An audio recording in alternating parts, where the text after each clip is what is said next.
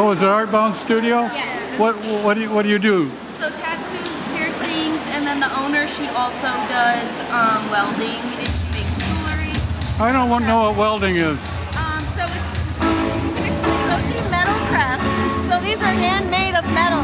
Oh, look at that. Yes. Oh, great. Oh, fabulous. Good, yeah.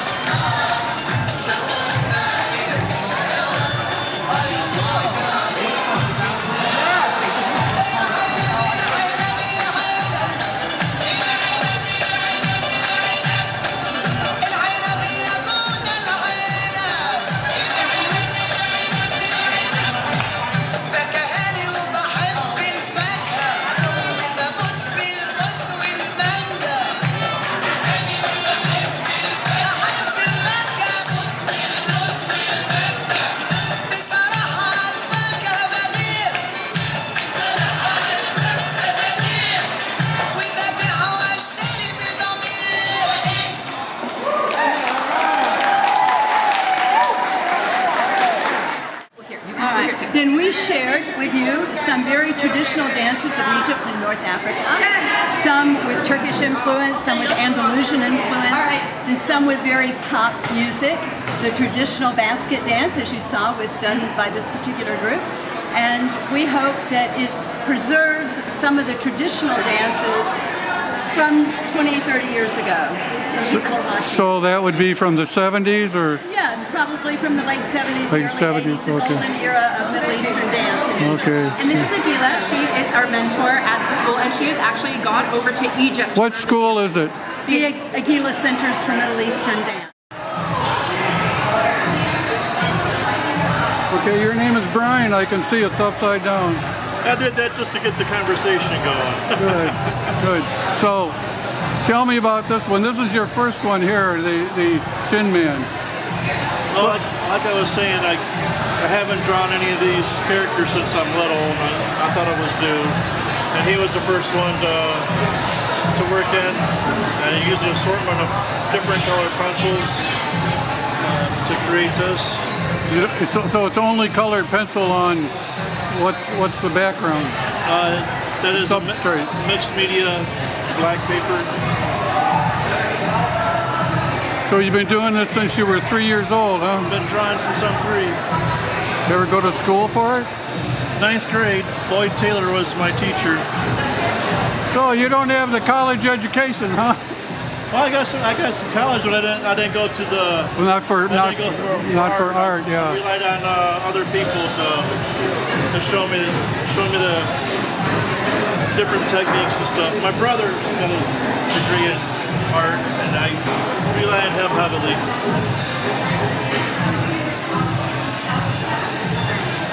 And he's forgotten more about art than I've ever been. So are you doing this all the time? Do you continue to do it like?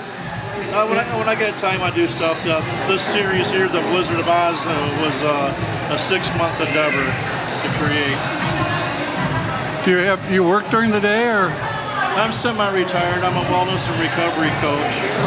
I use my art to help folks in recovery. Oh, good. Other things I've been trained to do. Oh, this is a nice one, yeah. Thank you.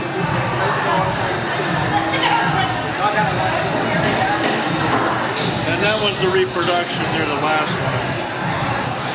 That's a good The original sold, and actually that one just sold today. Yeah, even if you don't sell anything, it's nice for people to see all your work. Well, I'm enjoying myself, talking with folks, meeting people.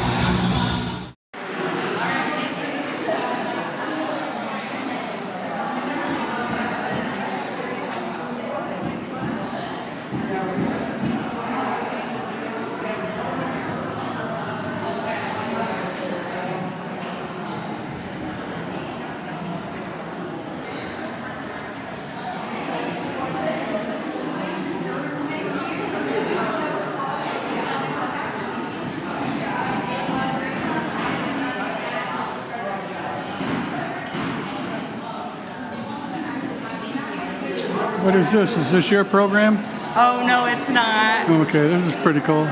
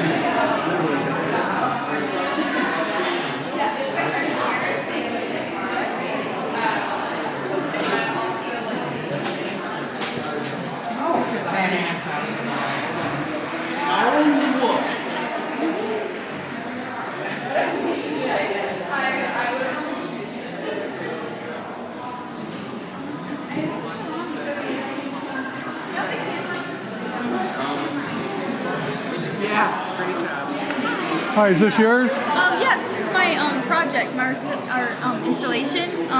It's basically like a big memorabilia, a record of time, and each of these CDs are painted by apprentices in yawn. They're memories that each apprentice has thought up, and on the back of the CDs, people have written memories, happy memories, sad memories, anything they really want, just to participate. Oh, okay, good. What's your name? Aaliyah Johnson. Hey, Leo, is it a organization that puts us on? Young Artists at Work, the Arts Commission. Yeah, that's and separate teams were picked out, and so our team was for Artomatic, and that's what this project is for. Good, good. What's this on the wall? There's 3 tapestries. Each was supposed to resemble different parts of childhood, different types of like nostalgia. So ours is the big yellow one. It's supposed to be like vivid, kind of blurry memories that you would have as a kid, but Okay. still like happy. Generally, what is the whole idea of doing it? You're trying to prompt memories? Yes, for people to think back on their like childhood, to like kind of like feel that feeling again, and to just remember important parts of your childhood as well. Okay, good. Hey, what's your name again? Aaliyah Johnson. Hi, Leah. Nice meeting you. It's nice meeting you. Good.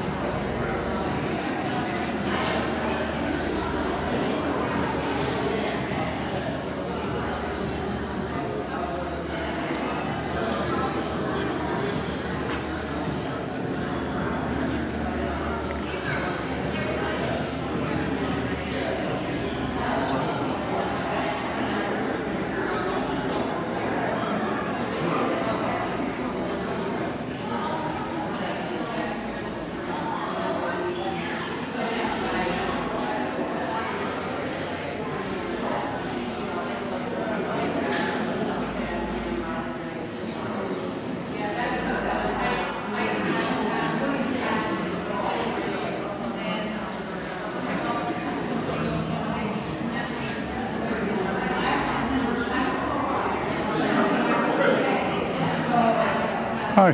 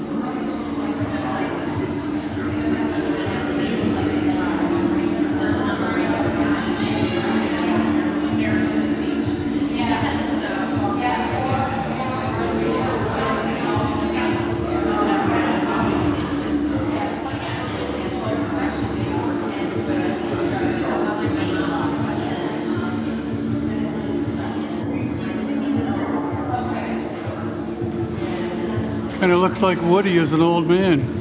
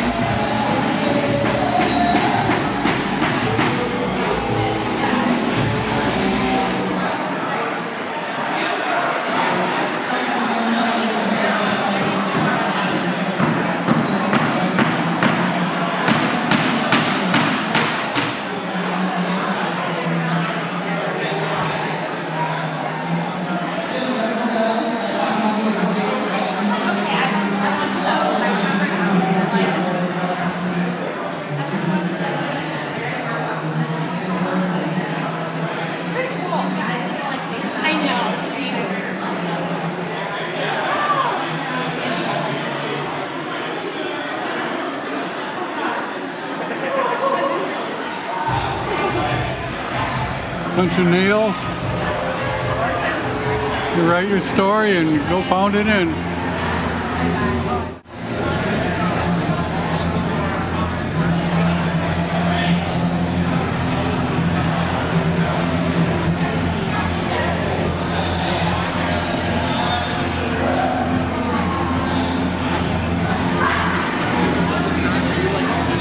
Find out about these things, and then I just found myself going like,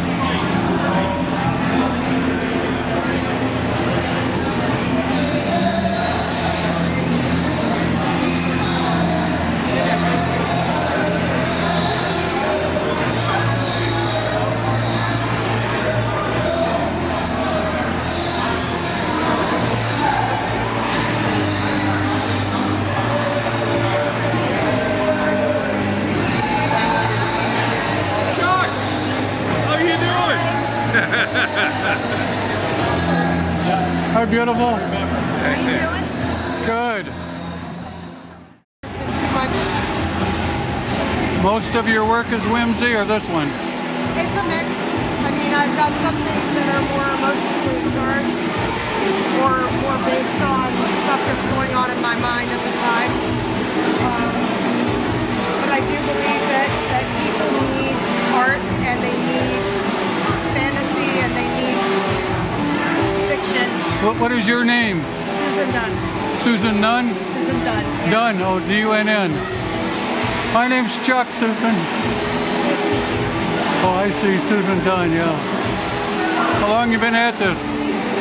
I graduated from YSU in 2005. So since then, definitely. But I did a lot at home with my kids and didn't really bring it out much. Only recently I just started coming back and bringing my work out. Yeah, it's raising kids and raising the family and making incomes and paying bills and getting groceries gets in the way. I also suffer from fibromyalgia and things like that, so it was easy to put it aside for a while just to try and. So how are you doing now? Are you back? Still got fibro, but this is important to me, so I'm investing my energy. Is he related? Yeah, he's my son. Aiden. I've got 3 kiddos. Caden, I like that name. I met another kid named Caden. Cool, what do you got there? What is that? A Godzilla book? Yeah, he's a big Godzilla fan. Are you going to do a Godzilla art? I have. Oh, have you? I've done for him multiple times, and he draws too.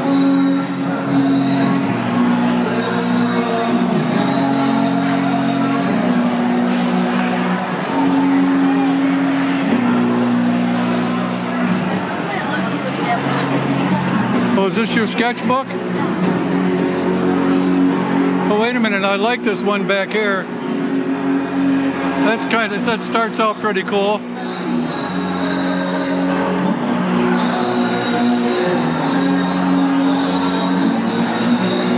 Oh, there's one, yeah.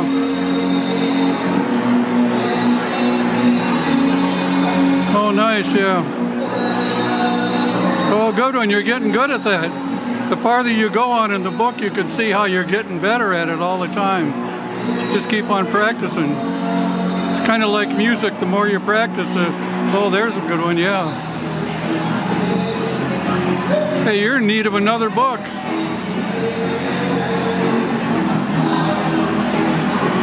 Oh, that's kind of nice. Is that working with letters a little bit or just designs?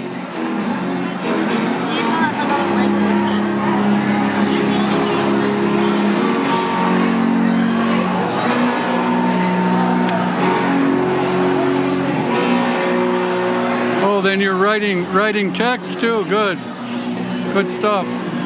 Thank you.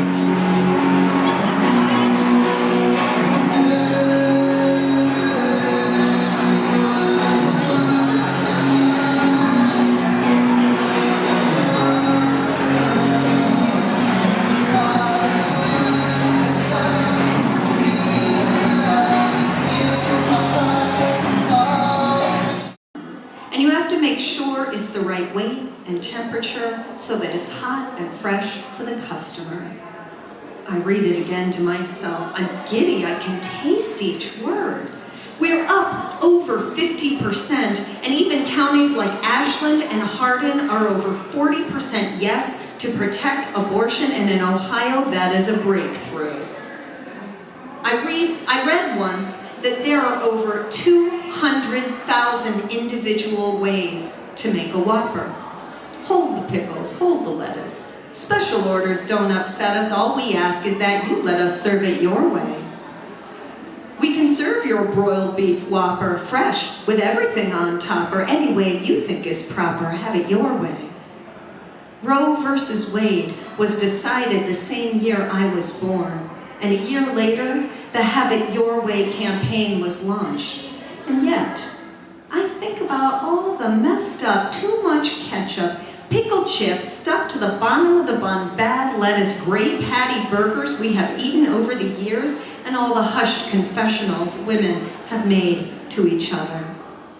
I read the article to my son, who says, only a poet gets this excited about a burger article.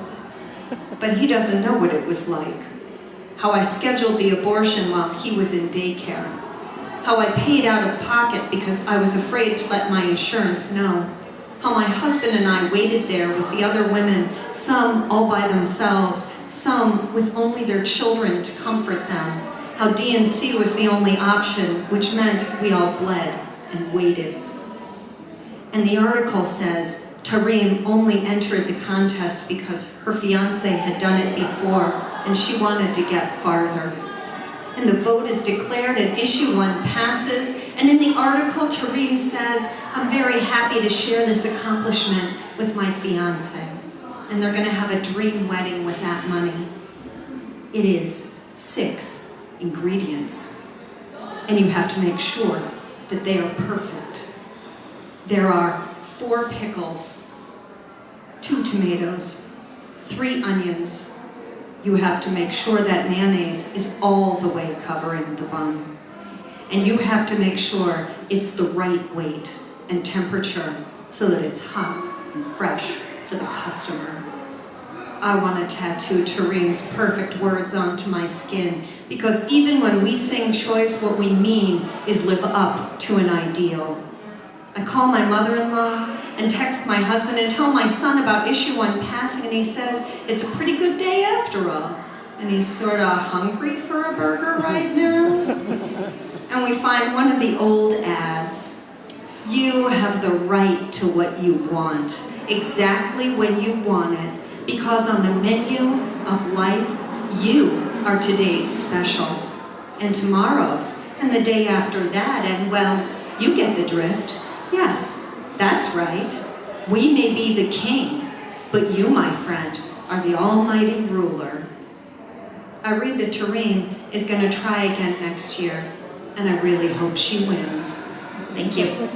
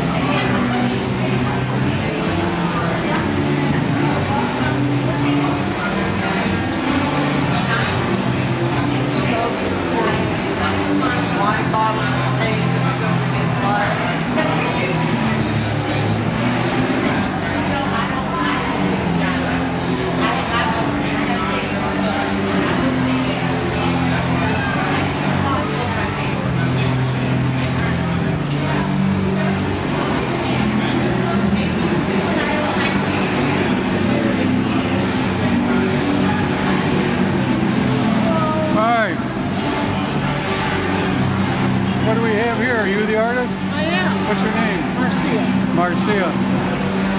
Okay, good.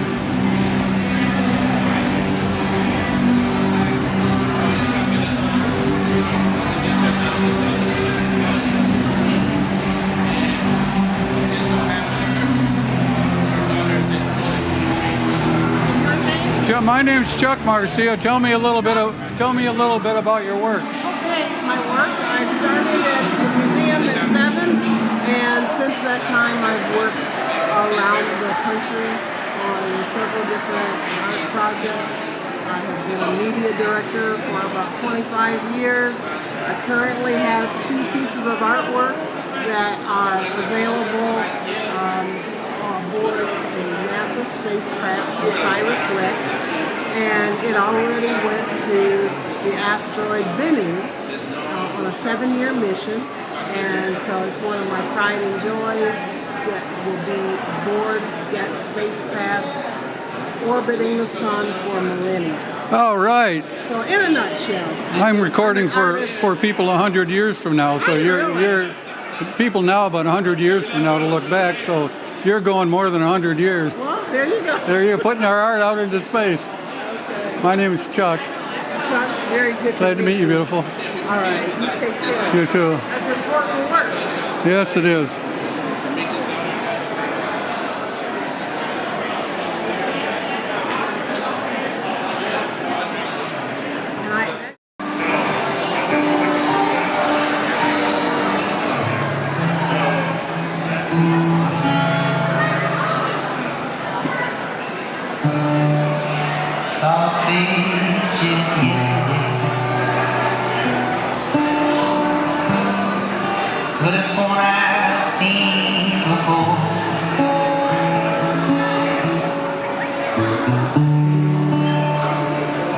You know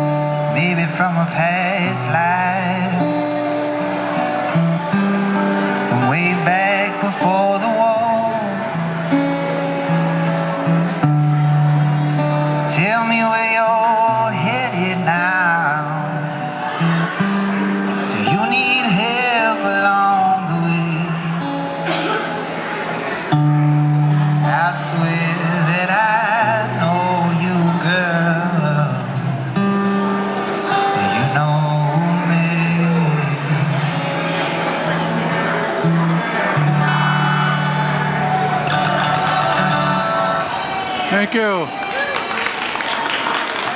Thank you.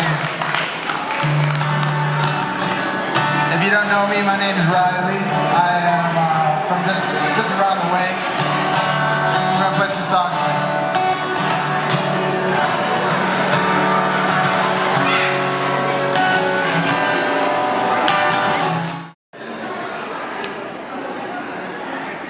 So, Jennifer, this is paper, you say? Yeah, it's cast paper. I take these stethoscope pieces and I wrap them in paper that was dyed with elderberry ink, and it's got glue on it. So this elderberry is the color, right? Right. Yeah, I cut the tubing out of the paper and then I reassemble it.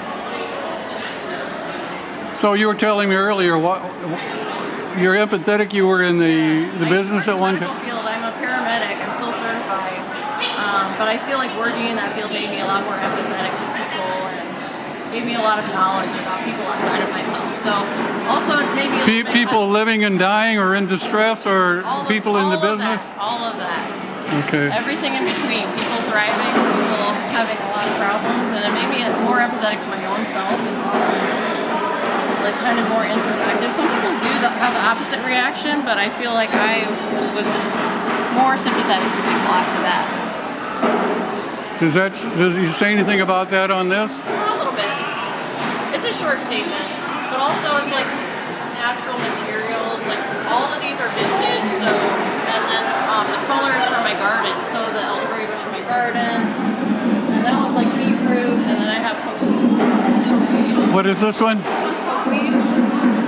Pokeberry, and then this is a painting I did with pokeberry in the new. And then these are this one's actual pokeberry stems, like after the berries fall off. So I cast those in silver. Oh, nice. Do you do this to sell these or to display these? I would sell them if anyone wanted to buy them. I am going to make some that are a little bit more wearable for sale eventually, but Artomatic is like my experimental space. Nice. I come here to experiment and try all the weird things. Have you been here before? I think this might be my fourth or fifth time doing it. How long you been doing this? As an artist or laser cuts? Laser cuts. Yeah, laser cuts. You do laser cuts for 20 years. You do it for like a business? No, I've never done it as a business. I've only done it as artwork. And I started doing it in grad school. I was actually taking classes where I hung out with a bunch of architects, and they were using a laser cutter to make their models. And I came in and I'm like, I can use this as like an illustration device, like printmaking, making multiples with a laser. And that's how I got started. And are you into 3D printing? I do a little bit of 3D printing, but not that much. Okay. Just because don't like to waste all the plastic. To be honest, it can be a little wasteful. But there have been a few projects I've done with 3D printing that I've enjoyed. Yeah, nice. And I just haven't found my niche with it, so to speak. What do you think of these? What is some of your favorites that you have here? It's a really good question. I think that the ones that I most enjoy hanging on the wall are the ones of these little tunnels. Those are the ones that I like to look at the most. And I like making those too. That tunnel one, yeah.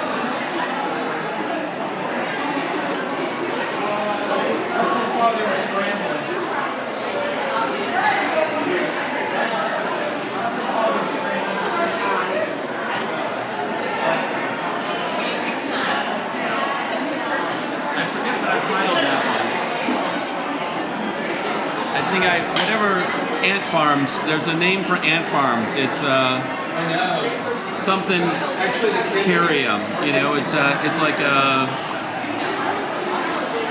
chromocarium or something. I took the name about something about geological oil excavating, and I combined that term with the term for an ant farm, and I just can't off the top of my head remember the name of that sort of series of tunnels that I do. So what? You could probably Google my website. So to remember. what am I looking at? What are we looking at? How? In terms of like process and construction, or Right, like this one starts with maybe paper or canvas or something. What do you start with? yeah. So I work with paper. I lay out a bunch of like watercolor paper on the floor, and then I've got bottles filled with different acrylic paints that are all watered down. Okay. And so for about 2 or 3 weeks. So they're real muted colors. Exactly. Yep. And I have little holes in the water bottles, and I spray it all over the room, and then let it dry, and then do it again, and let it dry, and so for about 2 weeks, I let the spilled paint build up on the surface of the paper, and then dry it out, flatten them out, and then I do a lot of illustrations on the computer, or I do them by hand and then scan them and then trace it on the computer. And then feed that, the CAD drawings Have you to the laser. fed anything to AI of your work to see what they do with it? I don't really use AI other than for ideation. So there's sometimes when I have like an idea for something I want to make work on. I've only used AI to do that maybe 2 or 3 times. Yeah, that's a good idea to see what it comes up with. Yeah. See, well, I wouldn't have thought of that. That's kind of how I like to use it. I haven't really used it for any original art yet. I've thought about it, but the work that comes out from AI, it's not. It's a lot of the stuff from AI hasn't been clean enough, and maybe I just need to put better prompts in. But a lot of the work that I've done, I don't. It doesn't come out clean enough for me to then use it for the cutting process. This is called "We Bring Good Things to Life." We fill your days with song. Send a summer breeze. We turn your dark to light and capture memories. We make you pretty. We make you smile. GE, we bring good things to live in. We bring good things to life. At GE, we're in the business of making products that make your life a little easier, a little better. And you know something? That's a pretty nice business to be in. We bring you closer to the ones you love, GE. We bring good things to live in. We bring good things to life, GE. We bring good things to life, or so they said in '79.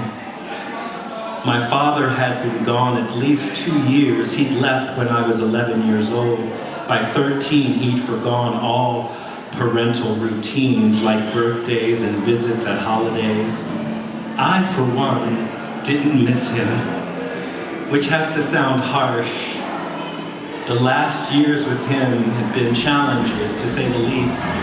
The cocaine-fueled rages, the coming home ready to swing his belt in all directions, the threats of hanging, threats of being stomped into a mud hole.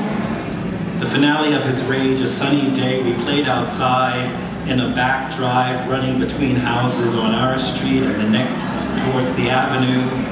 In a sudden hush, all eyes went up to the second-story window of our house. There, suspended from his ankle, my brother dangled from my ranting father's grip. Just punishment, some teenage trespass. Siblings survived, and 2 years departed out of our lives. I considered a profound relief, and GE promised a better life.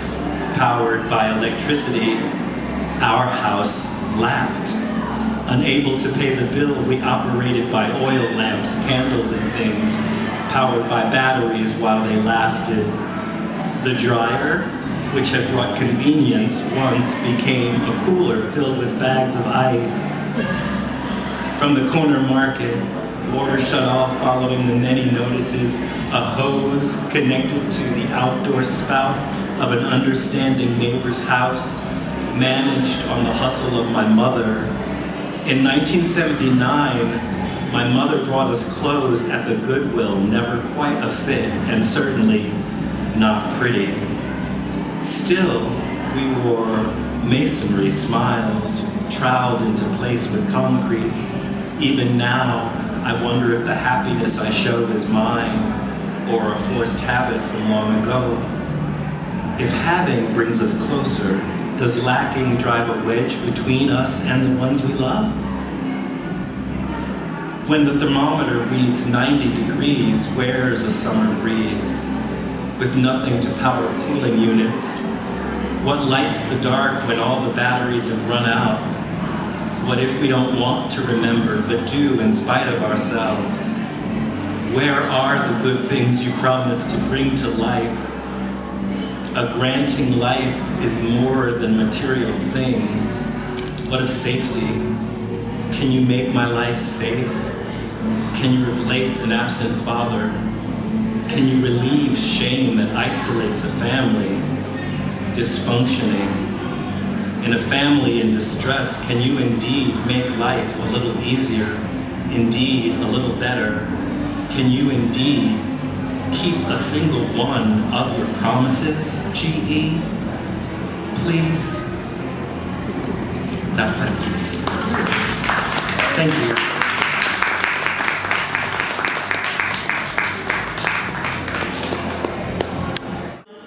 In communication studies, I used to have to teach this concept called continua and vectors, which were taking the most beautiful things in the world, such as like human communication, and deconstructing it into math and charts, and I hated it, and I feel like all it did was intellectualize these beautiful things that I know that we all take very seriously.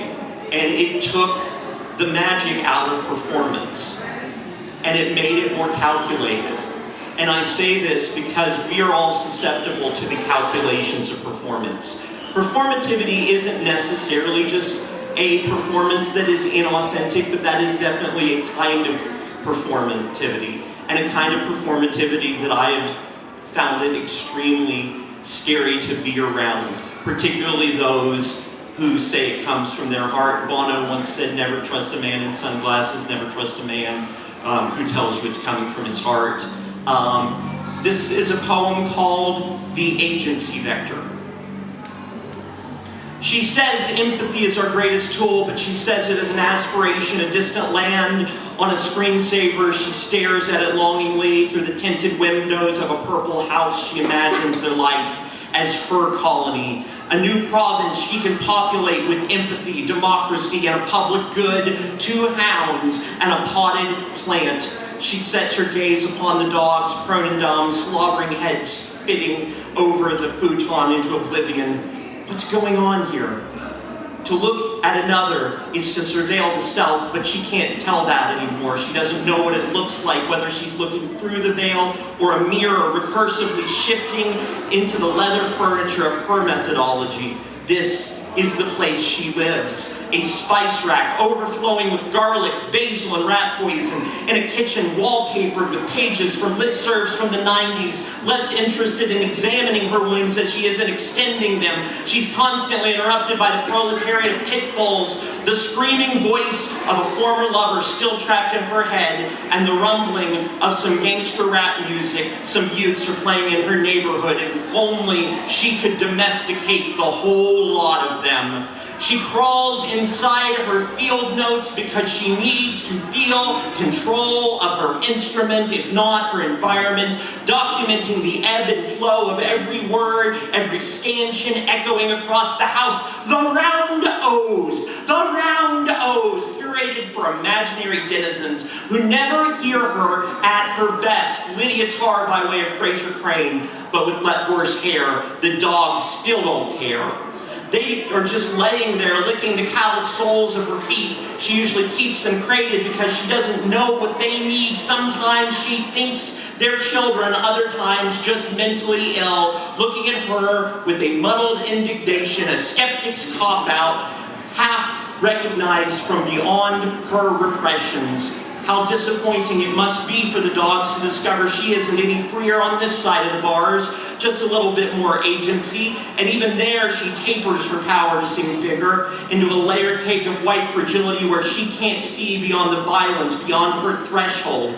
The shadow of a young black boy being maced the unhoused women in a nearby gazebo, or a troubled graduate student walking into an ammunition store, turning theory into practice. Still she stands her ground, adhering to her castle doctrine. Empathy is our greatest tool.